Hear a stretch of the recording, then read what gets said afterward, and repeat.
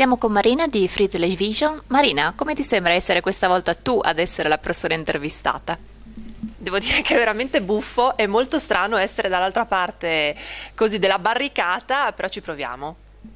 Sicuramente sarai bravissima e preparatissima. E cosa ci puoi dire della tua esperienza nel campo del giornalismo?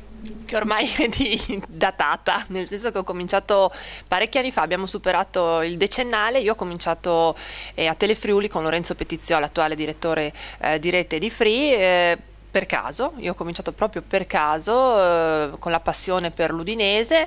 Ho cominciato nei programmi proprio sportivi dei tempi delle prime UEFA, poi pian piano io studiavo tutto altro perché ho fatto scienze e tecnologie alimentari, e poi lì assieme a Marco Caineri e a Giorgia Bortolossi insomma è nata questa passione proprio per il giornalismo. Ho cambiato, ho fatto relazioni pubbliche, ho fatto poi l'esame da giornalista professionista e mi sono specializzata un po' più sullo sport, però fortunatamente ho potuto imparare a fare anche servizi di cronaca piuttosto che di attualità e di quant'altro. E qual è il servizio che ti è rimasto di più nel cuore?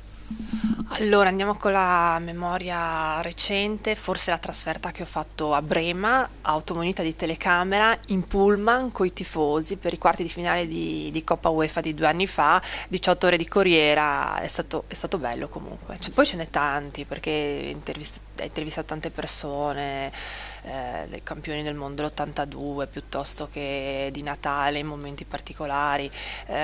Sì, tanti. Vista la tua esperienza, che consiglio ti senti di dare ai ragazzi?